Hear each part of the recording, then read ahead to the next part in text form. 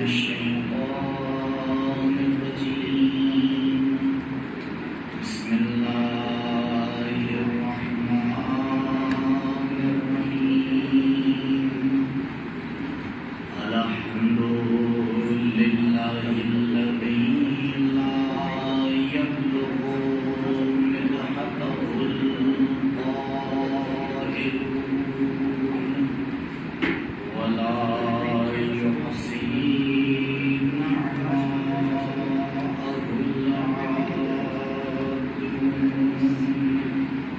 ولا يؤدي حقه المجتهدون فطر الخلائق بقدرته ونشر الرياح برحمته وابتدى بالصخور ميدان أرضه والصلاة والسلام والتحية والإكرام على النبي المصطفى والرسول المجتبى الذي دنا فتدلى فكان قاب قوسين أو أدنى والذي سمي في السماء بأحمد وفي الأرضين بأبي القاسم المصطفى محمد اللهم صل على محمد وعلى محمد وعلى أهل بيته الأطيبين الأطهرين المعصومين المظلومين الذين أذهب الله عنهم الرجس وطهرهم تطهيرا اللهم صل على محمد وعلى محمد لا سيما على الحجة الثاني عشر بقية الله المنتظر ولعنة الله على أعدائهم وقتلتهم ومنكري فضائلهم أجمعين من الآن إلى لقاء يوم الدين أما بعد فقد قال أمير المؤمنين علي بن أبي طالب عليهم السلام ما برأ الله نسمة خيرا من محمد صلى الله عليه وآله وسلم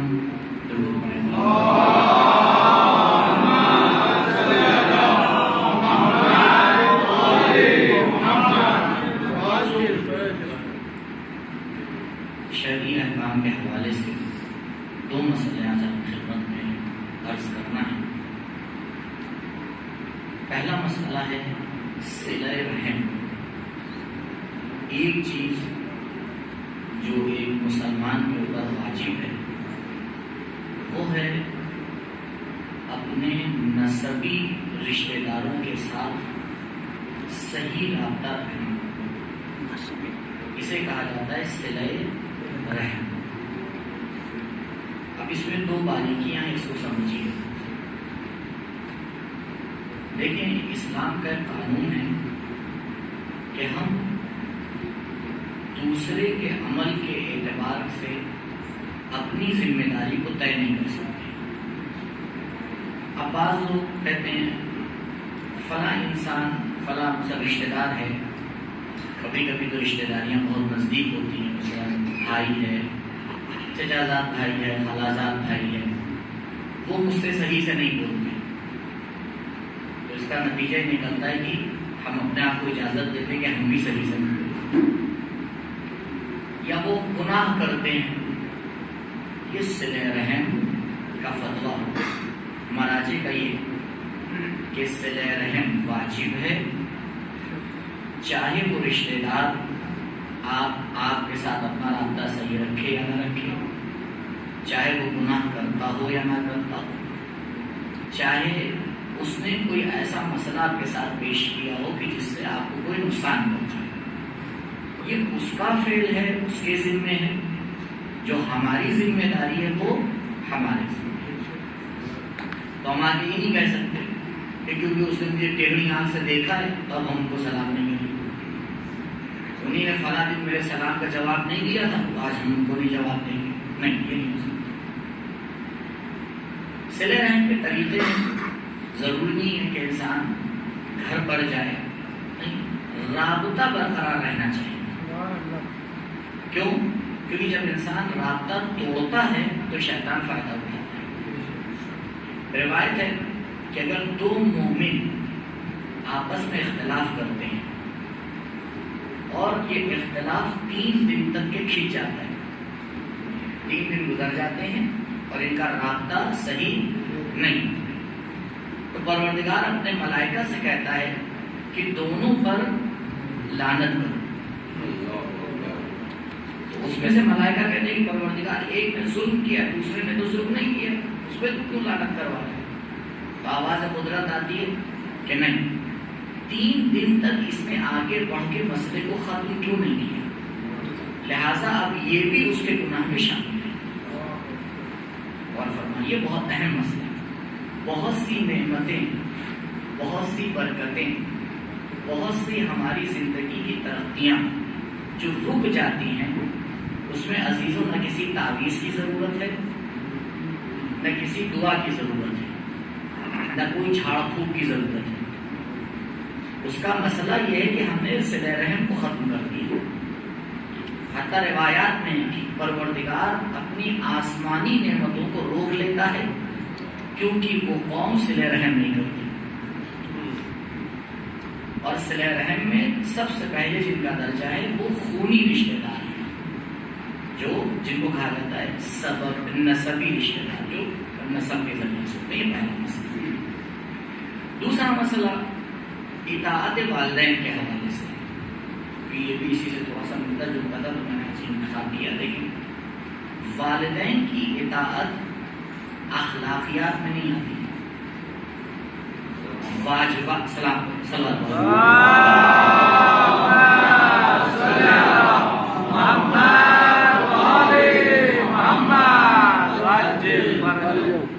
آپ یہ نہیں کہہ سکتے کہ ہاں یہ ایک اچھا کام ہے کہ والدین کی اطاعت کرنا چاہیے، نہیں، والدین کی اطاعت کرنا شرعاً واجب ہے، شرعاً واجب ہے، اور حق نہیں ہے اولاد کو کہ وہ اپنے والدین کی مخالفت کرے سوائے ایک صورت کی، اور وہ صورت یہ کہ والدین اس سے چاہیں کہ وہ خدا کی مخالفت کرے، یعنی جہاں پر پروردگار کی اطاعت اور والدین کی اطاعت میں ٹکراؤ ہو رہا ہو، وہاں پر اجازت ہے کہ، اور اجازت کیا معنی بالکل ضروری ہے کہ انسان والدین کی اطاعت کو چھوڑے اور پروردگار کی اطاعت کرے۔ تو اب واجبات میں کوئی آگے یہ نہیں کہہ سکتا ابا نے کہا تھا ابھی چھوٹے ہو روزہ نہ رکھو، تو ابا نے کہا تھا نہیں چلے گا، اللہ نے کہا رکھو۔ یا مثلا خواتین میں بچیوں کے بارے میں کافی دیکھا جاتا ہے، ارے مولانا صاحب ابھی تو بچی ہے، وہاں پہ میں ایک جملہ کہتا ہوں، ہم بہتر سمجھتے ہیں یا خدا؟ اسے آگے طے کر لیں کہ پروردگار اپنے بندوں کی مصلحت کو زیادہ سمجھتا ہے یا ہم اپنی مصلحت کو زیادہ سمجھتے ہیں، سارا مسئلہ یہی پر ہے۔ لہذا عزیزوں اس کو اس نگاہ سے دیکھنا چاہیے، اور دوبارہ وہی مسئلہ جو بھی صلی اللہ علیہ وسلم عرض کیا آپ کی خدمت میں، بہت سی برکتیں انسان کی زندگی کی اسی لیے رک جاتی ہیں کیونکہ وہ اطاعت والدین میں اتنا صحیح سے عمل نہیں کرتے۔ انشاءاللہ آج آرائز کے بیچ میں شیخ انصاری کا جب وقت ہوا تو واقعہ بھی اسی حوالے سے آپ کی خدمت میں پیش کروں گا. پروردگار ہمیں توفیق دے. پروردگار کے ساتھ ساتھ اپنے والدین کی بھی صحیح صحیح اطاعت کریں. صلوات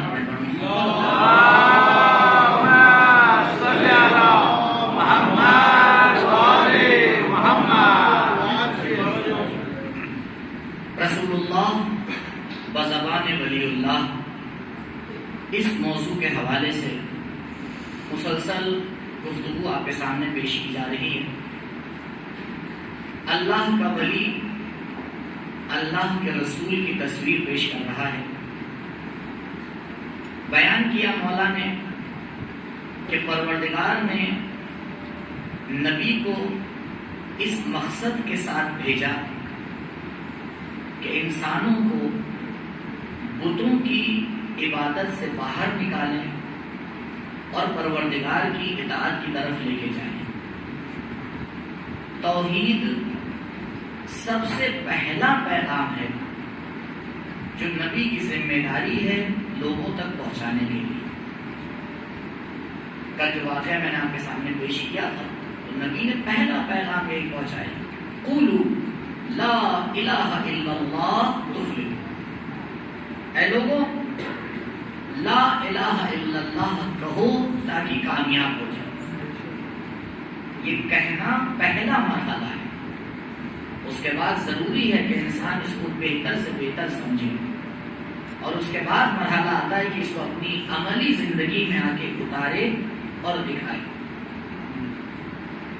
اسلام کے جتنے بھی قوانین, جتنے بھی اصول اور پوری اسلام کی عمارت اسی بیس کے اوپر ٹکی ہوئی ہے. کوئی اسلام کا عقیدہ, کوئی اسلام کا قانون, کوئی اسلام کا اخلاقی فریضہ توحید سے نہیں ٹکرا سکتا. اور عزیزوں, توحید راستہ نہیں, تنہا راستہ ہے. ایسا نہیں ہے کہ پروردگار تک پہنچنے کے لیے بہت سے راستے ہوں اور ان میں سے ایک راستہ یہ بھی ہے کہ آپ توحید اپنا لیں. کیونکہ آج کل یہ معاشرے میں اس کی تبلیغ کی جاتی ہے کہ بھائی کیا ضروری ہے کہ آپ ایک خاص مذہب کے اوپر عمل کیجیے, کیا ضروری ہے کہ آپ ایک خاص فکر کے پیچھے چلیے. نہیں, ہر وہ فکر جو آپ کو خدا تک پہنچا دے, نہیں, ہر فکر خدا تک نہیں پہنچا سکتی. تنہا صراط مستقیم وہ راستہ ہے جو انسان کو خدا تک پہنچا سکتا ہے. سبحان اللہ. اور یہ مسئلہ بارہا میں پیش کر چکا ہوں عزیزوں. صراط مستقیم کی دو صفتیں ہیں. ایک صفت تو بیانی کی جاتی ہے صراط مستقیم یعنی سیدھا راستہ. نہیں, سیدھا راستہ ہونے کے ساتھ ساتھ اس کی دو صفتیں اور ہیں. پہلی صفت چھوٹا راستہ. صراط مستقیم اس راستے کو کہا جاتا ہے جو سب سے چھوٹا ہوتا ہے. اس سے چھوٹا راستہ ممکن ہے ہی نہیں. اگر انسان خدا تک پہنچنا چاہ رہا ہے, یہ روایت بارہا آپ نے سنی ہے, من عرف نفسہ فقط عرف ربہ. یعنی اے انسان, تجھے ادھر ادھر جا کے سفر شروع نہیں کرنا ہے بلکہ تجھے اپنے آپ سے سفر شروع کرنا ہے. اور یاد رکھ, اس سفر کی انتہا پروردگار متعال ہے. تو یہ جو ہمارے اور خدا کے درمیان کا راستہ ہے, سب سے چھوٹا راستہ, اس میں سیدھا راستہ ہوگا. ممکن ہی نہیں ہے کہ آپ سیدھے راستے سے چھوٹا کوئی دوسرا راستہ ڈھونڈ لیں. تو یہ پہلی صفت صراط مستقیم کی کہ صراط مستقیم اس راستے کو کہتے ہیں جس سے چھوٹا راستہ ممکن ہے ہی نہیں. اور عزیزوں, دوسری صفت صراط مستقیم کی یہ ہے کہ ہمیشہ صراط مستقیم تنہا ایک ہی راستہ ہوتا ہے. آپ بتائیں, دو پوائنٹ کے درمیان آپ دو راستے تلاش کر سکتے ہیں؟ دو راستے آپ تلاش نہیں کر سکتے, ایک ہی راستہ ہوگا. ہاں, وہ الگ بات ہے کہ آپ فرض کیجئے آپ نے 2 پوائنٹ لگائے اور میں آپ سے کہوں ان دونوں کے درمیان ایک سیدھی لکیر کھینچ دیجیے. آپ کیسی سیدھی لکیریں کھینچ پائیں گے؟ ایک ہی تو کھینچ پائیں گے. آپ کہیں گے نہیں قبلہ میں اسی کے اوپر دوسری کھینچے دے رہا ہوں، تو ہوگی تو وہی. اب آپ اس کے اوپر 5 لکیریں کھینچ دیں، رہے گی تو ایک ہی. آپ اس پہ 12 لکیریں کھینچ دیں، رہے گی تو ایک ہی. آپ اس پر 14 لکیریں کھینچ دیں، رہے گی تو ایک ہی. تو ہمارے کھینچ دینے سے کچھ نہیں ہوتا ہے، حقیقت ایک ہی ہوا کرتی ہے. اسی لیے کہا گیا اولنا محمد، آخرنا محمد، اوسطنا محمد، وکلنا محمد. درود پڑھیں.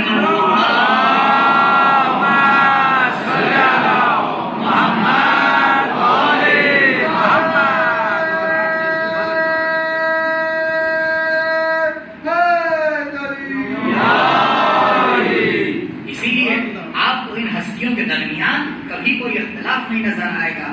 ایک بیان کرے گا تو دوسرا عمل کر کے دکھائے گا، تیسرا اس کی تفسیر کرے گا. کہا دیکھو صراط مستقیم تنہا راستہ ہوتا ہے، تم اس میں دوئیت نہیں لا سکتے ہو، تم اس میں کثرت نہیں لا سکتے ہو، تم اس راستے کو کسی دوسری جگہ پہ آ کے کاپی نہیں کر سکتے ہو. تو عزیزوں اس تنہا راستے سے جو قوانین اور احکام نکلیں گے وہ خاص ہوں گے، اور اسی تنہا احکام سے جو اخلاق اور کردار نکلے گا وہ بھی ایک خاص اخلاق اور کردار ہوگا. تو کل اسی بحث کے سائے میں نے آپ سے وعدہ کیا تھا کہ اب ایک سوال ذہن میں آتا ہے کہ قبلہ اگر با اخلاق اور با کردار بننے کا راستہ تنہا توحید پروردگار ہے، اور ہر توحید نہیں بلکہ وہ توحید جو در اہل بیت سے ملی ہے، وہ توحید جو در اہل بیت سے ملی ہے. کیونکہ عزیزوں ان ہستیوں کے علاوہ تو کوئی توحید بتا ہی نہیں سکتا. اسی لیے پروردگار نے یہ روایات بھی آپ سن چکے ہیں، واقعات بھی آپ سن چکے ہیں کہ پروردگار بہت سے انسانوں کے عمل کو قبول ہی نہیں کرتا. کب کا عمل ہونا الگ مسئلہ ہے، عمل کا قبول ہو جانا الگ مسئلہ ہے.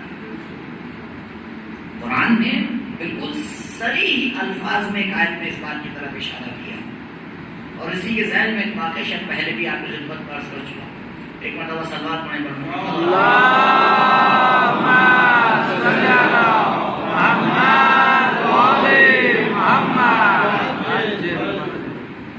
معصوم کا زمانہ ہے، چھٹے معصوم کا. آپ کو آگے اطلاع ملتی ہے کہ مولا ایک بڑا زاہد انسان ہمارے شہر میں آیا، بہت ہی زاہد ہے. خیر جب لوگوں نے خبر پہنچائی تو اب مولا نے ارادہ کیا کہ خود جا کر دیکھیں بھی تو آخر یہ انسان ہے کیسا. اب دیکھیں یہیں پہ ہمارے لیے درس ہے، ہر خبر پہ بھروسہ نہ کر لیجیے گا. بعض جگہ ضرورت ہوتی ہے کہ خود جا کے چیک کریں. ہمارے معاشرے میں بہت سے مسائل تو اسی لیے کھڑے ہو جاتے ہیں، فلاں صاحب نے کہا تھا اور اس کے اوپر پوری عمارت ہم بنا دیتے ہیں، بعد میں پتہ یہ چلتا ہے کہ خبر ہی غلط تھی. مولا نکلے اس شخص کی تلاش میں اور اس کو روٹی کی دکان کے اوپر دیکھا کہ وہ کھڑا ہوا روٹی لینے کے لیے. تو مولا بھی کچھ فاصلے سے وہاں کھڑے ہو گئے. تو اس نے جیسے ہی جو روٹی بیچ رہا تھا اس کی آنکھ جیسے ہی بچی، اس نے 2 روٹیاں اٹھائی اور اپنے کپڑوں میں چھپا کے آگے بڑھ گئے. اب یہیں پہ 1 منٹ میں روٹی ہم اور آپ ہوتے تو کیا کرتے؟ اگر ہمارے سامنے کوئی ایسا واقعہ ہوتا تو وہ شخص زندہ تو نہ بچتا، لیکن مسئلہ یہی ہے ہماری سیرت کہیں کہیں اور ہو جاتی ہے. جو اسوہ حسنہ ہیں ان کی سیرت کچھ اور ہوتی ہے. مولا نے کچھ نہیں، اب وہ وہاں سے دکان سے نکلا، روٹی آگے بڑھا، مولا بھی اس کے پیچھے پیچھے. کچھ دور پہنچنے کے بعد اس نے دیکھا ٹھیلے پہ پھل کوئی بیچ رہا ہے. سیب بیچ رہا ہے. یہ آگے بڑھا اور اس نے چپے سے جیسے ہی آگ بچی 2 سیب اٹھائے اور چھپا لیے اور آگے بڑھے. اگر ہم صبر کرنے والے ہوں گے تو شاید پہلے والے ماجرا میں ہم چپ رہے تھے، لیکن اب دوسرے میں تو بھائی تو اب 2 بار تو بالکل حجت تمام ہو گئی. اب تو بالکل تلواریں نکل آئیں گی. پھر والا کچھ خیر آگے بڑھا اور جا کے ایک ویرانے میں پہنچا، ایک کھنڈر میں. وہاں ایک نابینا انسان بیٹھا ہوا تھا. گیا، اس کے سامنے دسترخوان بچھایا، روٹی رکھی، پھلوں کو رکھا، پھلوں کو کاٹا، اپنے ہاتھ سے نوالا بنایا اور اسے کھلایا. عجب ماجرا ہے. جب کھلا چکا سب کچھ اور باہر نکلا وہاں سے، اب مولا اس کے سامنے آیا.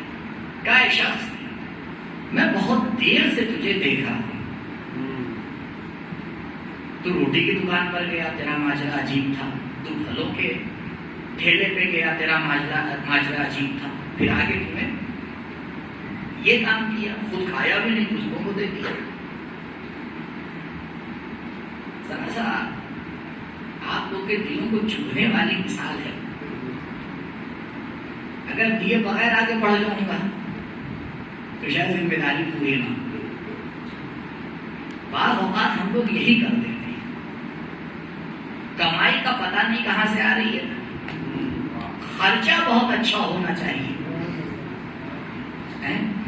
اب دیکھیں یہاں ماجرا ہوتا کیا ہے نتیجہ، یہ کچھ ہم سے ملتا جلتا واقعہ ہے. تو جب مولانا اس سے کہا کہ کیا ہے بھائی یہ تیرے سے کیا کر رہا ہے، اس نے کہا جب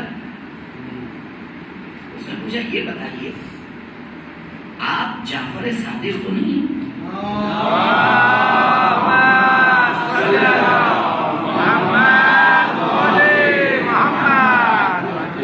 مجھے بتائیے کیا امام کی پیشانی پہ لکھا ہوا تھا؟ نہیں، یہ کردار صادقی تھا. کیونکہ اس نے سوچا اگر یہ عام انسان ہوتا تو پھر پھل چرانے کی نوبت ہی نہ آتی. یہ وہی روٹی کی دکان پر میرے چہرے سے نقاب اتار دیتا. یہاں تک اس نے صبر کیا. یہ عام انسان کا کام نہیں ہو سکتا. کہا بولو. کہا میں نے تو سنا تھا کہ آپ بہت پڑھے لکھے انسان ہیں، بڑا علم ہے آپ کے پاس، لیکن آپ تو ایک چھوٹی سی بات نہیں سمجھ پائے. کیا چھوٹی سی بات ہے، تمہیں سمجھا دو. کہ دیکھیے میں نے 4 چیزیں چرائی، 2 روٹیاں 2 پھل. 4 چیزیں چرائی، پروردگار نے میرے نام اعمال میں 4 گناہ لکھ دیے. پھر میں نے ان 4 چیزوں کو خدا کی راہ میں صدقہ دے دیا، اور خدا خود قرآن میں کہہ رہا ہے کہ تم ایک کام کرو گے تو ہم 10 گنا دیں گے. کیا عقل پائی ہے، کیا بات. تو اگر آپ اسے 10 گنا کریں گے تو ہو جائیں گے 40 ثواب. بعض ہمارے جوان کی یہی کیلکولیشن کرتے ہیں. دیکھیے ہمارا کیلکولیشن کیا ہوتا ہے اور خدا کا کیلکولیشن کیا ہوتا ہے. اب آپ 40 میں سے 4 کم کر دیجئے، تب بھی تو 36 فائدے ہمیں مل گئے. سمجھا بھی رہا ہے تو کسے. کاش ایک بار غور کر لیا ہوتا کہ جس کے وجود پر دین ناز کرتا ہو. یہ کہتے ہیں نا نیم حکیم خطرے جان، نیم ملا خطرے ایمان. اسی لیے جب مسئلہ پوچھنا ہوا کرے تو بہت سمجھ کے جایا کریے کہ نیم ملا تو نہیں ہے، آدھا نہ بتائے آدھا بتائے. مولا نے کہا تمہیں حساب کتاب تو بہت اچھا لگا ہے، لیکن تم قرآن کی ایک آیت کو بھول گیا. قرآن کی ایک آیت کو بھول گیا. یہ جو تم نے خدا کی راہ میں صدقہ دیا ہے، پروردگار تیرے صدقے کو قبول نہیں کرے گا. تو یہ نہ سمجھ کہ تجھے 40 فائدے ملنے والے ہیں، کیونکہ انما یتقبل اللہ من المتقین. پروردگار کا قانون ہے کہ فقط پاک اور پاکیزہ چیزوں کو قبول کرتا ہے، متقی انسانوں سے قبول کرتا ہے. تو نے چوری کر کے پہلے ہی اپنے تقویٰ کو داغدار کر دیا ہے.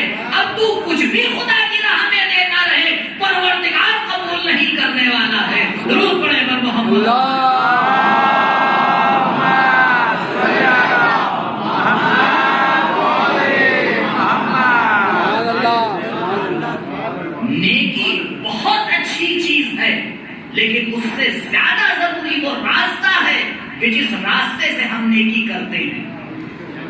عزیزوں یہ ہم گمراہ ہو جاتے ہیں کبھی کبھی. ارے قبلہ بڑا اچھا کام کر رہے ہیں, اچھا کام کر تو رہے ہیں, یہ دیکھیے راستہ کیا اپنا رہے ہیں, یہ دیکھیے راستہ کیا اپنا رہے ہیں. جنگ صفین, اس سے پہلے کہ مولا کا لشکر میدان صفین میں پہنچے, معاویہ کا لشکر پہلے پہنچ گیا. پہنچنے کے بعد آپ یہ نہ سمجھیے گا کہ یہ ناخلف بیٹے نے جو کیا ہے کہیں اور سے سیکھا ہے, ابا ہی سے سیکھا تھا. پہنچتے ہی صفین کو نہر فرات پہ قبضہ کر لیا اور پانی پر. اب لوگوں نے آگے مولا سے بتایا, مولا لوگ پہنچے تو ہیں یہاں پہ لیکن پانی ہے ہی نہیں. مولا نے کوئی مسئلہ نہیں ہے. مالک کو بلایا, کہا مالک جاؤ, ابھی علی کی ضرورت نہیں ہے. مالک گئے چشم زدن میں معاشرے کو بدلا اور آئے واپس. رپورٹ دی, مولا اب فرات ہمارے قبضے میں. اچھا ہر جگہ ہر ٹائپ کے لوگ ہوتے ہیں, مشورہ دینے والے فری کے تو ہر جگہ ہوتے ہیں, وہاں بھی موجود تھے. یہ آج کا واقعہ نہیں, 1400 سال پہلے بھی یہی تھا قبلہ. آئے, مولا ایک مشورہ. جب تاریخ میں ایسے واقعات پڑھتا ہوں تو سوچتا ہوں کہ لوگ ایسی ہستیوں کے ساتھ رہتے تھے, کیا کرتے تھے. اب مشورہ دینے چلے کسے, جو سلونی کا دعویٰ کر رہے ہیں. اب جی فرمائیے کہ اب ہم بھی انہیں پانی نہیں دیں گے. ایک جملے میں پورے کردار اسلامی کو لا کے پیش کر دیا. کہ اگر ہم بھی وہی کرنے لگے تو ہم میں اور ان میں فرق کیا رہ جائے گا. ابھی آپ کے سامنے میں نے عرض کیا کہ صلہ رحم میں یہ نہیں دیکھا جاتا ہے کہ میرے بھائی کا برتاؤ میرے ساتھ کیسا ہے, دیکھنا یہ پڑتا ہے میرا برتاؤ کیسا ہے. میرا برتاؤ کیسا ہے عزیز. تو جب اچھائی کرنے چلیں تو راستے کو ضرور چیک کریں. کم نیکی کریں لیکن راستہ صحیح رکھیں, کیونکہ کم نیکی صحیح راستے کے ساتھ بہت فائدہ پہنچائے گی, بجائے اس کے کہ آپ قارون کا خزانہ لٹا دیں لیکن یہ نہ معلوم ہو آیا کہاں سے ہے. اس لیے راستہ بہت مہم ہے. تو میں نے آپ کے سامنے عرض کیا تھا کہ سوال آپ کے ذہن میں جانشین ہو جائے. تو پروردگار صرف متقین سے قبول کر رہا ہے. پروردگار ہر توحید کو قبول نہیں کر رہا ہے. اور اسلامی اخلاق ٹکا ہوا ہے اسلامی احکام کے اوپر. یہ نہیں ہو سکتا کہ انسان واجبات کو چھوڑ دے اور بااخلاق بن جائے. یہ نہیں ہو سکتا کہ انسان محرمات کا مرتکب ہو رہا ہو, حرام کام بھی کر رہا ہو اور بااخلاق بن جائے. نہیں ہو سکتا. اور انسان احکام کا پابند ہوتا نہیں ہے جب تک اس کا عقیدہ صحیح نہ ہو. پروردگار نے ایک عجیب رابطہ رکھا ہے عمل میں اور عقیدے میں. آپ بتائیں کسی کا عقیدہ دکھائی دیتا ہے؟ کسی کے ماتھے میں لکھا ہوا تو آپ کا عقیدہ کیا ہے؟ کہ مومن کے چہرے پہ نور ہوتا ہے. بے شک ہوتا ہے, لیکن اس نور کو چیک کرنے والی مشین ہمارے اور آپ کے پاس نہیں ہے. کیا کہہ رہے ہیں, ہر چیز کو ایک خاص طریقے سے چیک کیا جاتا ہے. قلب کی دھڑکنوں کو چیک کرنے کا طریقہ اور ہوتا ہے, چہرے کے نور کو چیک کرنے کا طریقہ کچھ اور ہوتا ہے. عقیدے کا کیا پتا, پروردگار نے ایک رابطہ برقرار کر دیا. کہا دیکھو عقیدہ تو دلوں میں عقل میں اندر ہوتا ہے, لیکن جو تم عمل کرتے ہو یہ اسی عقیدے کا نتیجہ ہوتا ہے. عمل کے ذریعے سے سمجھ لیا جاتا ہے کہ انسان کا عقیدہ ہے کیسا. احکام ٹکے ہوئے ہیں توحید کے اوپر. تو یہ آپ کیسے ہو گیا, یہ یہاں تک کل بات پہنچی تھی. اب سوال جو میں نے دوبارہ, کیونکہ میں چاہوں سوال آپ تک صحیح سے پہنچے تھا, یہ جواب سمجھیے کیونکہ تھوڑا سا دقیق مسئلہ ہے. نہیں مولانا صاحب ایسا تو نہیں. میں خود دبئی گیا تھا اچھا دبئی ہوئی ہے کربلا گئے تھے چلے جائیں گے پتہ یہاں ماحول پھر بھی ٹھیک ہے اور اب تو الحمدللہ بہت بہتر ہو گیا ہے چلے جائیں گے کب ابھی تو جوانی ہے تھوڑا اور عمر ہو جائے میں یہاں پہ کہتا ہوں عزیزوں معذرت کے ساتھ یہ مسیحی عقیدہ ہے کہ جا کے گناہ معاف کروا لیں گے آخری عمر میں پہلے یہ بتائیے توفیق ملے گی اس کی کیا ذمہ داری ہے مولانا گئے تھے دبئی وہاں ہے کیسی بات کر رہے ہیں آپ لوگ بہترین بااخلاق لوگ میں نے دیکھے جبکہ وہ نہ اسلام کو مانتے ہیں نہ دین کو مانتے ہیں کچھ نہیں ہے یہ ہے عزیز و ذہنوں میں اور اس کو سمجھیے کہ غلطی کہاں کر رہے ہیں ممکن نہیں ہے کہ انسان کا اخلاق صحیح ہو اور عقیدہ غلط ہو یہ رابطہ ہو ہی نہیں سکتا کیوں وہ ذات بابرکت خلق عظیم کا تاج پہنایا گیا اسے لیکن مسئلہ پورا درست تھا 4 اسٹیج میں جواب ہے ایک ایک کر کے گفتگو کیجیے ایک ایک کر کے آپ خدمت میں عرض کرتا ہوں وقت میں انشاءاللہ دیکھیے اس میں 2 چیزوں میں ہم کہیں کہیں فرق نہیں کر پا رہے ایک چیز ہے ادب اور ایک چیز ہے اخلاق ہم اس میں فرق نہیں کر پاتے ادب با ادب ہونا الگ مسئلہ ہے با اخلاق ہونا الگ مسئلہ ہے ممکن ہے انسان کافر ہو لیکن با ادب ہو لیکن یہ نہیں ہو سکتا کہ اس کا عقیدہ غلط ہو اور با اخلاق بن جائے میں مثال دے رہا ہوں تاکہ بات واضح ہو اب پونا میں سلام کرنے کا خاص ہو سکتا ہے طریقہ ہو حتیٰ ایک ہی شہر میں الگ الگ کمیونٹی میں سلام کرنے کا الگ الگ طریقہ ہو آپ لکھنؤ چلے جائیے تو میں ایک شہر اور آگے لے کے جاؤں گا آپ حیدرآباد چلے جائیے اب یہاں کوئی نہ کوئی شاید حیدرآباد سے ہو تو جب تک آپ پیٹ میں منڈی ڈال کے سلام نہیں کریں اب یہ الفاظ کی چاشنی کوئی سمجھ پائے جسے پتا ہو یا ہے کیا تب تک کے سلام نہیں ہوگا تو قبلہ یہ اخلاق ہے اچھا کسی نے کھڑے کھڑے سلام کر لیا ایک نے منڈی ہلا کے سلام کر لیا ایک نے ذرا چھپ کے سلام کر لیا ایک نے فرشی سلام کر لیا اور ایک نے بالکل ہی لیٹ کے سلام کر لیا تو یہ ادب کہا جاتا ہے یہ اخلاق میں نہیں آتا سلام مستحب جواب واجب ختم اب کس اسٹائل میں سلام کرنا ہے اسی لیے عزیزوں اگر ادب احکام اسلامی سے ٹکرا جائے تو اس ادب کو بے ادبی کہا جاتا ہے لیکن اخلاقیات میں ممکن ہی نہیں ہے جو اسلام سے ٹکرا جائے مثال کے طور پر آپ کے شہر میں کپڑے پہننے کا خاص طریقہ ہے ہو سکتا ہے وہی کپڑے پہننے کا طریقہ دوسرے شہر میں غلط سمجھا جائے آپ یہاں مثال کے طور پر آپ بمبئی میں دیکھیں میں نے خود دیکھا ہے بعض زمانے اپنے والدین سے بات کرتے ہیں ابے تبے سے یہی گفتگو کا انداز کہیں اور اگر سن لیں نوابوں کے شہر میں یہ خطہ یہ کیا ہو گیا تو اس کے سامنے بالکل آپ نے بے ادبی کر دی تو پہلا مسئلہ اس کو سمجھیے الفاظ پہ مت جایا کریے بہت سی جگہ پر دنیا میں یہ جو چیزیں رائج ہیں وہ ادب کے دائرے میں آتی ہیں اخلاق کے دائرے میں نہیں آتی تو ادب ہے بہرحال ہر جگہ کا اپنا ایک ادب ہے اسی لیے ادب کا احترام ہے کب تک جب تک ہمارے دین سے نہ ٹکرائے لیکن اگر کوئی کسی چیز کو بہت ہی زیادہ ادب کیوں نہ مانتا ہو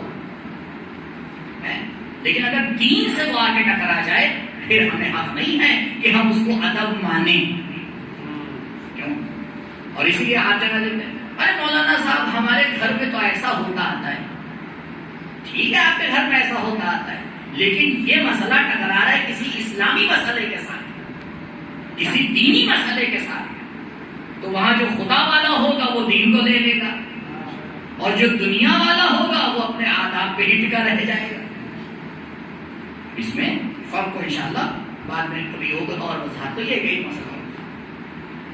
دوسرا اسٹیج کبھی کبھی کیا ہوتا ہے، پروردگار نے دیکھیے اخلاق بنایا جاتا ہے، ایک کام ہے باقاعدہ، جہاں میں لانا چاہ رہا ہوں عزیزوں، پروردگار نے ہمیں ذمہ داری دی ہے۔ ایسا نہیں ہے کہ ہم سوچیں اتنا پیسہ خرچ کر دیں گے تو باادب بن جائیں گے، نہیں، لیکن پروردگار نے انسان کو کچھ فطری چیزیں دی ہیں، فطرت اللہ التی فطر الناس علیہا۔ آپ دنیا میں کہیں بھی چلے جائیں، لوگ اس کو صحیح مانتے ہیں، اچھا مانتے ہیں، عدالت اچھی چیز ہے، ظلم بری چیز ہے، بہت سی چیزیں ہیں جو فطریات میں آتی ہیں۔ تو جو چیز انسان کے فطرت میں آتی ہے، علماء اخلاق جس اخلاق کے ہم لوگ گفتگو کر رہے ہیں اس میں شامل نہیں کرتے۔ کیوں؟ کیونکہ اسے تو خدا نے دے کے ہی بھیجا ہے، اسے تو خدا نے ہمیں دے کے بھیجا ہے، اس میں کام کرنے کی ضرورت، ہاں اس کو بچانے کی ضرورت ضرور ہوتی ہے، کیونکہ کبھی کبھی شیطان اس الہی فطرت کو بھی آگے بگاڑ دیتا ہے۔ انسان کوشش کرے اور سمجھے اس بات کو کہ یہ نہیں، یہ فطریات میں سے ہے، پوری دنیا میں آپ کہیں بھی چلے جائیں، اس میں سے بہت سے مسائل دین پر ٹکے ہوئے ہوتے ہی نہیں، کیونکہ یہ انسان ہے، لہذا اس کی فطرت میں یہ رکھا گیا ہے، کیونکہ یہ انسان ہے لہذا اس کی فطرت میں رکھا گیا ہے اچھائی کی طرف جانا، کیونکہ یہ انسان ہے لہذا اس کی فطرت میں رکھا گیا ہے برائیوں سے دوری کرنا۔ ہاں یہ ضروری ہے کہ انسان اپنی پاک فطرت کو باقی بچا کے رکھے۔ آیت اللہ جوادی عملی اسی کے بارے میں کہتے ہیں، جو فطری اخلاق ہے اس کے بارے میں فرماتے ہیں کہ دیکھو ہمارے معاشرے میں کہا جاتا ہے بچہ معصوم، بچہ معصوم، اور یہی بچہ جب اس دنیا سے جا رہا ہوتا ہے تو وہ ایک مثال دیتے ہیں، اور بڑی دلچسپ مثال ہے، وہ کہتے ہیں یہ بتائیں کہ اگر ایک ہائی وے ہے، سڑک ہے، اور اس کے اوپر آپ ایک گاڑی سے جا رہے ہیں فل اسپیڈ سے، اور آپ کو یہ پتا ہے کہ سڑک پہ کوئی روک نہیں ہے، کوئی بریکر نہیں ہے، کوئی ٹرن نہیں ہے، کچھ نہیں، بالکل سیدھی ہے، صراط مستقیم ہے، تو یہاں آپ کو اس ٹرین کو چھیڑنا پڑے گا، یا آپ ایسے ہی بیٹھے نے گاڑی جائے گی، بیٹھے نہیں گاڑی تو سیدھی جائے گی، لیکن اگر آپ نے اس کے ساتھ چھیڑخانی کی تو جتنی تیز اسپیڈ ہوگی اتنا ہی خطرہ بڑھ جائے گا۔ تو جو پروردگار نے پاک فطرت دی ہے، کہا جاتا ہے دیکھو اس کے ساتھ چھیڑخانی نہ کرو، پروردگار نے پاک فطرت دی ہے تمہیں بہت سے مسائل کو سمجھنے کے لیے، اسے اپنی جگہ پہ باقی رکھو۔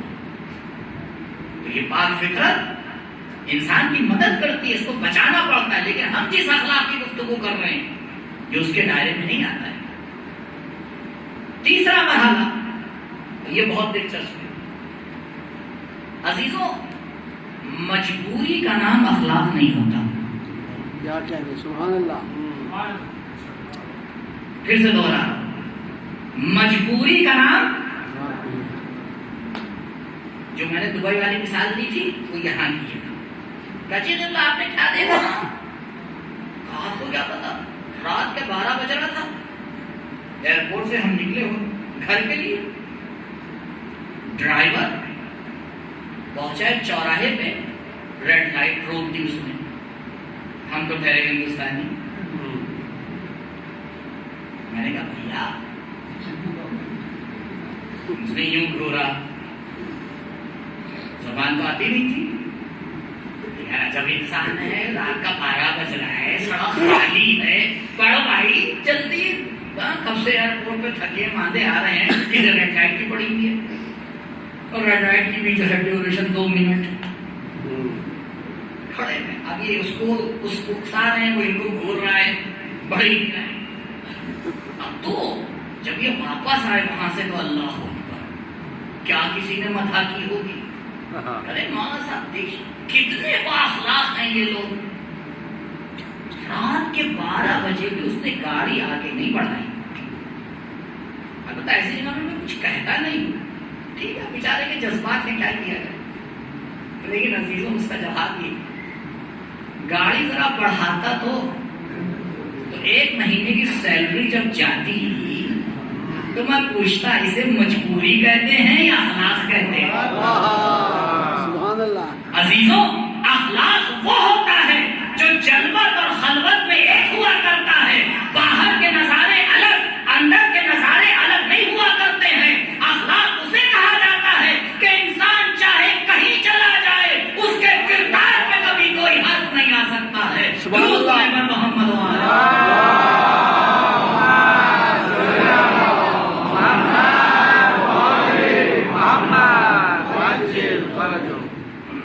بچے بھی بہرحال رہتے ہیں مجلس میں. آپ نے دیکھا ہے نا, بہرحال بچپنا تو سب آسمان سے تو ٹپکے نہیں ہیں, بچپنا تو گزار گئے ہیں. یاد ہے جب مہمان آتے اور ان کی خاطرداری کے لیے کچھ سامان لا کے رکھا جاتا ہے, کتنے باادب بچے ہیں. مہمان بھی سوچتا رہتا ہے کیا تربیت کی ہے والدین نے, نظریں اٹھا کے نہیں دیکھنا ہے. اور ادھر وہ آؤٹ ہوا, ادھر یہاں جو رکھا تھا وہ آؤٹ ہو گیا. تو آپ اسے اخلاق کہیں گے. اللہ سمجھیے, مجبوری کے قانون بنا کر انسان کو ظلم کی زنجیروں میں باندھ کر اگر کسی کو با اخلاق بنایا جائے, اسلام اسے با اخلاق نہیں کہتا. اسلام تو با اخلاق اسے کہتا ہے کہ جب بیمار کی عیادت کے لیے نبی پہنچتے ہیں اور وہ بڑھیا کہتی ہے آج بدلہ لینے آئے ہو, کہا نہیں یہ تو اخلاق نبی ہے, وہی اسلام لے آتی ہے. کہا کردار اسے کہا جاتا ہے جو کسی مجبوری کا نام نہیں ہوتا ہے. انسان اپنے اختیار کے ساتھ اپنے آپ کو بہترین بناتا ہے. تو کبھی غلط فہمیوں میں نہ پڑیے. ٹھیک 3 مرحلے ہو گئے, چوتھا مرحلہ, چوتھا جواب بھی سن لیجیے. ماشاء اللہ سے آج کل تھوڑا جوان میں پڑھتے لکھتے چلے جاتے ہیں تو ان کا سب سے پہلا حملہ ہوتا ہے اسلام کے اوپر ہی.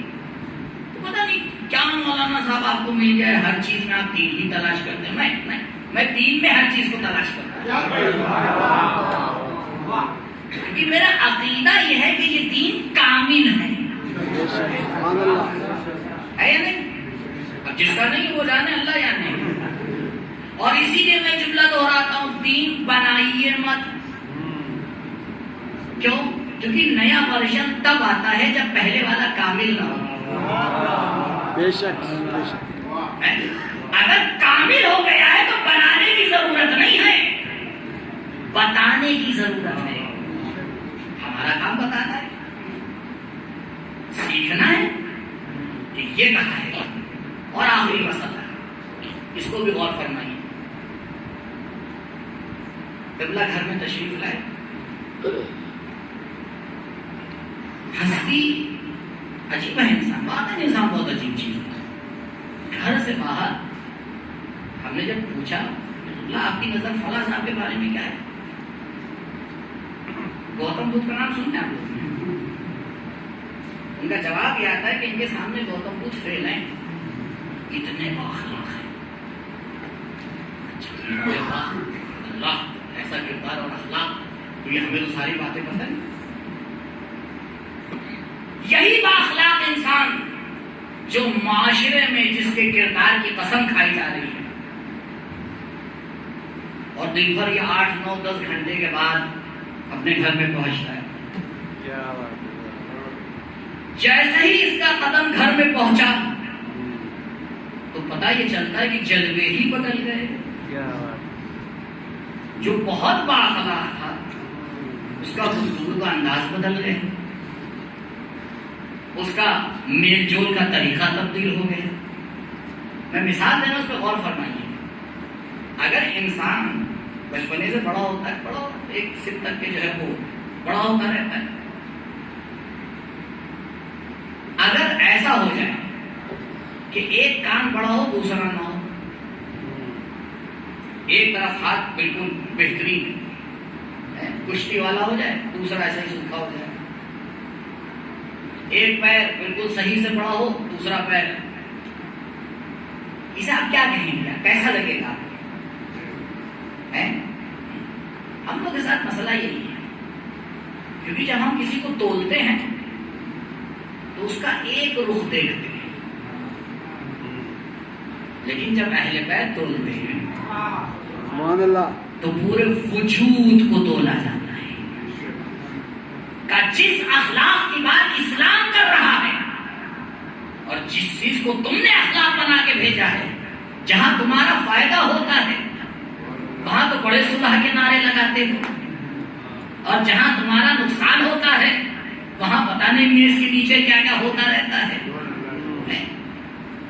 اور فرمائیے، جو استعمال کر رہا ہے کس کی نقاب پہن کر کیا سکھایا جا رہا ہے؟ کہ اسلامی اخلاق اسے نہیں کہتے ہیں کہ زندگی کے ایک مرحلے میں اچھا ہے دوسرے مرحلے میں برا ہے۔ انسان کی زندگی کے دسیوں بیسیوں ہزاروں رخ ہیں، کبھی گھر میں ہے، کبھی باہر ہے، کبھی آفس میں ہے، کبھی اسپورٹ میں ہے، کبھی سڑک پر ہے، کبھی گلی میں ہے، کبھی کہیں ہے۔ کیا دیکھو، اسلام اس اخلاق کی درخواست نہیں کر رہا ہے کہ جہاں تمہیں اچھا لگے وہاں تم بااخلاق ہو جاؤ، جہاں تمہیں اچھا نہیں لگے وہاں تم اپنے اعتبار سے چلنے لگو۔ نہیں، اسلام اس اخلاق اور اس انسان کو بنانا چاہ رہا ہے کہ دنیا کے کسی بھی حصے میں رہے، کسی بھی جگہ پر رہے، اس کا کردار نبوی سے ملنا چاہیے، سبحان اللہ کردار نبوی سے ملنا چاہیے۔ کہا ایسا اگر اخلاق پانا ہے، اگر چاہتے ہو کہ تمہارا پورا وجود نارمل طریقے سے اوپر بڑھتا رہے، تو پھر تمہارے پاس اسلام کے علاوہ کوئی اور راستہ نہیں ہے جو تمہیں یہ بھی بتائے گا کہ بولنے کا طریقہ کیا ہوتا ہے، جو تمہیں یہ بھی سکھائے گا دیکھنے کا طریقہ کیا ہوتا ہے۔ زندگی کا کوئی رخ ایسا نہیں پاؤ گے جہاں اخلاق اور کردار اسلامی نظر نہ آئے۔ سبحان اللہ۔ یہ نہیں ہوگا کہ تم اپنے اعتبار سے تربیت کرو، نہیں عزیزو، انسان کو بہت خیال کرنا چاہیے کہ کبھی کبھی وہ آگے بیٹھ جاتا ہے، دوستوں کے حلقے میں بڑا اچھا ہے، لیکن والدین کے ساتھ جب دیکھیے تو کردار کچھ اور ہی۔ اسلام اس اخلاق کی دعوت نہیں دیتا ہے، اسلام اس کردار کو مانتا ہے جہاں کردار وجود سے نکلے۔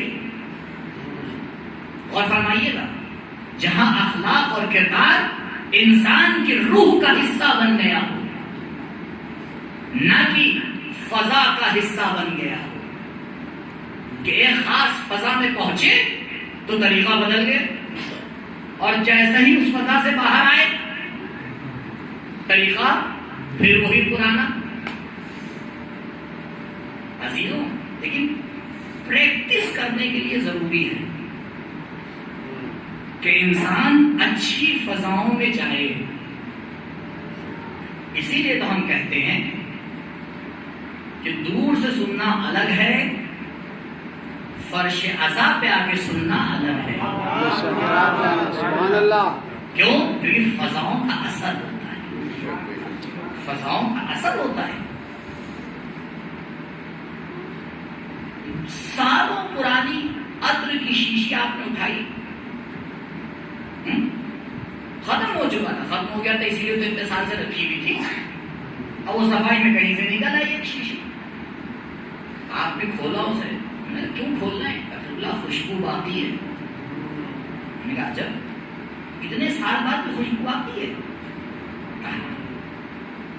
عزیزوں، عطر جاندار ہے یا بے جان؟ یہ شیشی جاندار ہے یا بے جان؟ دو بے جان ساتھ میں رہتے ہیں چند دن تو اثر سالوں تک باقی رہتا ہے۔ لیکن انسان اپنے دوست کو سلیکٹ کرنے میں کوئی توجہ ہی نہیں کرتا ہے. یعنی یہ دو جو بہت جاندار چیزیں ہیں روحانیت اور پروردگار نے، جن کی ہر چیز ایک دوسرے کے اوپر اثر انداز ہوتی ہے. اس لیے آپ روایات میں دیکھیں کتنے شرائط بتائے گئے دوست کے. اگر اس شرائط کے ساتھ دوست تلاش کرنے چلیں تو پھر قیامت آ جائے گی، دوست نہ ملنے والا. جی کیوں؟ کیونکہ باہر روایات میں ملتا ہے سب سے بہترین تمہارا دوست وہ ہے جو تمہاری برائیوں کو تمہیں بتائے. ایک روایت میں ظاہرا اگر اشتباہ نہ ہو معصوم سے کہ معصوم نے آ کے 24 گھنٹوں کو 4 حصوں میں تقسیم کیا. تو اپنی زندگی کو 4 حصوں کے اوپر تقسیم کرو. اس میں سے ایک حصہ معصوم فرماتے ہیں ان دوستوں کے ساتھ اٹھو بیٹھو جو تمہاری غلطیاں تمہیں بتاتے ہیں. سبحان اللہ. ایسے لوگوں کے ساتھ نشست اور برخاست کرو. اب آپ بتا دیے ایک دن تو خیر آدمی برداشت کر لے گا اور دوسرے دن ہم ہی ملے ہیں آپ کو، ہمیں کیا سکھائیں گے؟ اپنا گریبان جھانک کے دیکھیے. آپ سوچیں عزیز، لیکن جس خلق عظیم پر پروردگار نے میرے نبی کو فائز کیا، سبحان اللہ، وہ کسی ادب کے دائرے میں محدود نہیں تھا، وہ کسی مجبوری کا نام نہیں تھا، اس میں کہیں کوئی فرق نظر نہیں آتا تھا. کیونکہ نبی کا برتاؤ ایسا ہوتا تھا کہ اگر ایک حلقے میں بیٹھتے تھے، نبی جب تشریف رکھتے تھے بیٹھتے تھے تو حلقے میں بیٹھتے تھے تاکہ پتہ نہ چلے کون اوپر ہے کون. اور آنے والے کو سوال کرنا پڑتا تھا، یہ بتاؤ تمہارے درمیان میں سے محمد ہے کون؟ صلوات پڑھیں پر محمد.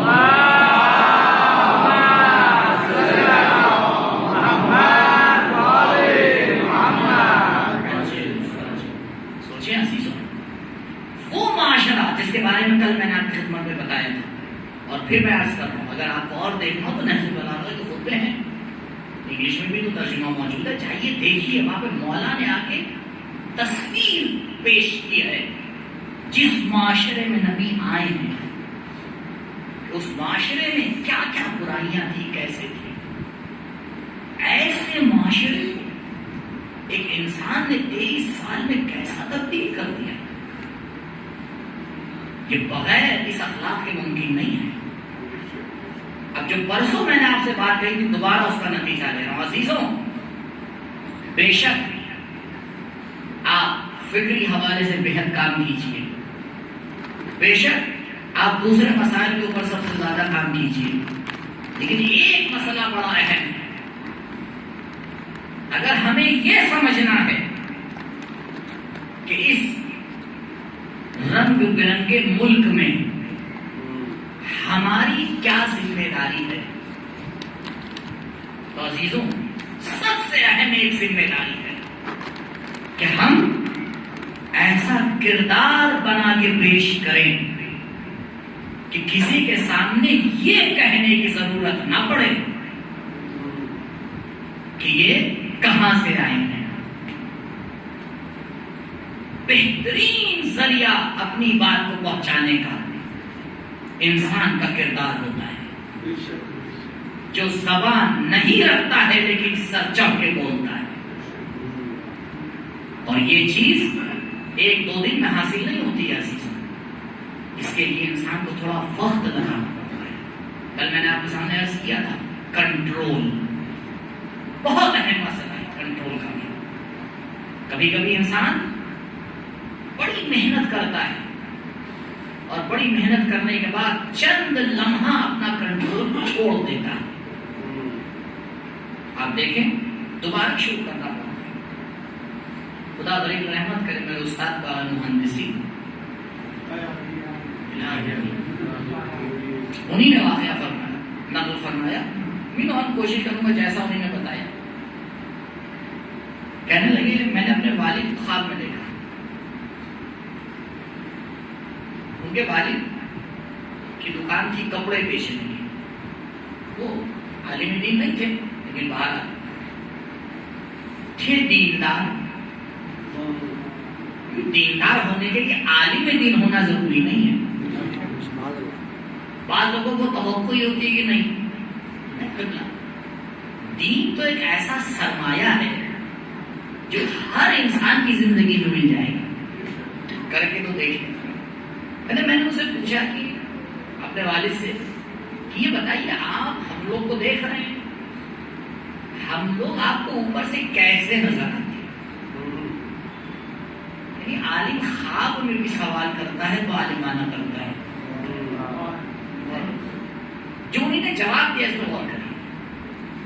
कहले बेटा, तुम्हारी दुनिया एक स्टेडियम की तरह है। स्टेडियम में जो चेयर्स लगाई जाती हैं आपने देखा है, नीचे से ऊपर ताकि सब देखें।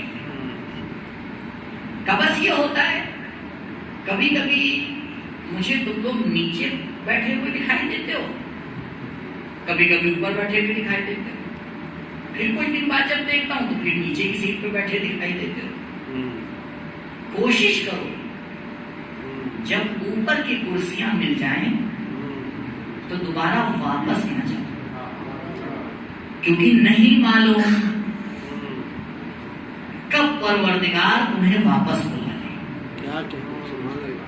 कब परवरदिगार तुम्हें वापस बुला। इसलिए कोशिश करो एक एक ही कुर्सी करके ऊपर आओ, लेकिन जब एक कदम ऊपर आ जाओ तो वहां रुके रहो, वहां रुके रहो। बस आज की आखिरी बात अजीजों, ये अय्याम अज़ा बेहतरीन जरिया है इस काम को करने का। इंसान जब इतने दिन अज़ाए हुसैन मनाता है तो आप सोचिएगा उसका किरदार बेहतर नहीं होगा? क्या उसके अखलाक में फर्क नहीं आएगा? बस एक दरखास्त है कि जब ये अय्याम अज़ा खत्म हो तो जहां तक हमारा किरदार पहुंचा है बढ़ाने की जरूरत नहीं है, अगले 10 महीने में उसे वहां रोकने की जरूरत है। क्या कह रहे, सुभान अल्लाह। 10 महीने कोशिश कीजिए कि आपको किरदार वहीं पर रुका रहे। इंशाअल्लाह परवरदिगार अगले साल फिर तौफीक देगा, फिर इस 2 महीने में थोड़ी सी तरक्की हो जाएगी, फिर 10 महीने कोशिश की जाए इसे वहीं रोका जाए। अब अगर ये सिलसिला ऐसे ही चलता रहा तो एक 60 साल का इंसान आप सोचे कितने मरहले आके तय कर लेगा। तो कहा देखो, ज्यादा ऊपर जाने की कोशिश न करो, जितना ऊपर चले हो उसे रोकने की कोशिश कर लो। दुरूद पढ़ेगा मोहम्मद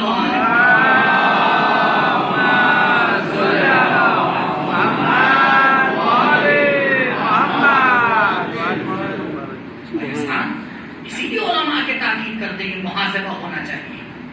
अजीब इंसान है, 30,000 40,000 लंबी लंबी सैलरी देके अकाउंटेंट रखता है। अकाउंटेंट का क्या काम है? अरे मौलाना साहब कैसी बात कर रहे हैं? जो सरकार है इसमें अगर मैंने अकाउंटेंट ना रखा तो कुछ कमा ही नहीं खाएंगे, कमाने से ज्यादा तो चला जाएगा। तो क्या मैंने कहा रुकला, इनका काम क्या है? इनका काम है हिसाब और किताब रखना है। ये वही फितरी चीज है। लेकिन अजीब इंसान है, जहां दुनियावी मामलात आते हैं बड़ा हिसाब और किताब रखा जाता है, लेकिन जहां दीनी मामलात आते हैं वहां कोई हिसाब और किताब नहीं होता। जब हिसाब और किताब नहीं होगा तो अजीजों ये बताएं तरक्की कहां से आ सकती है? तरक्की लाने के लिए हिसाब करना जरूरी है, ताकि इंसान इस किरदार को ऊपर से नीचे से ऊपर की तरफ लाए। क्या एक मिसाल हमारे लिए काफी नहीं है? पूरी रात हिसाब और किताब करता है, पूरी रात हिसाब और किताब कर रहा है। फिर मैंने किया क्या, आगे मुझे क्या करना है? क्या मुझे इसी लश्कर में रहना है? नहीं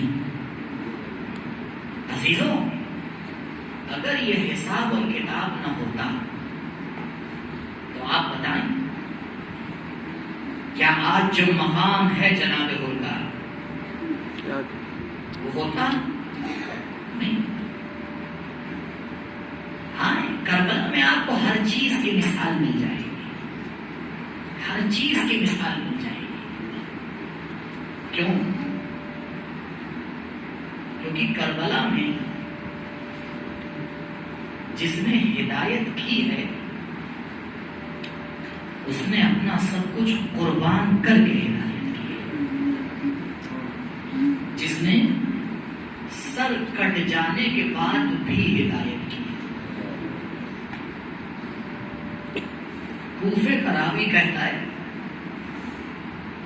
کہ میں چھت پر تھا جب شہداء کے سروں کو لایا گیا تو میں نے دیکھا ایک سر قرآن کی تلاوت کر رہا ہے۔ عزاداروں، اس سر کا سفر بڑا عجیب ہے۔ حسین نے نیزے پر پہنچ کر بھی دنیا کو بتا دیا کہ اسلام کا پیغام آج بھی زندہ ہے۔ جب شہداء کے سروں کو کاروان کے ساتھ بھیجا گیا تو جناب ام کلثوم سے روایت ہے، بی بی کہتی ہیں کہ میں نے شبر کو بلایا اور کہا ہے شبر ان سروں کو ہم سے دور کر دے تاکہ تماشا دیکھنے والے سروں میں مشغول ہو جائیں، ہم سیلانیوں کی طرف نہ دیکھیں۔ لیکن عزاداروں، معاملہ کچھ اور ہی ہو گیا۔ ہر بی بی کی سواری کے ساتھ نیزے پر ایک سر لا کے رکھ دیا گیا اور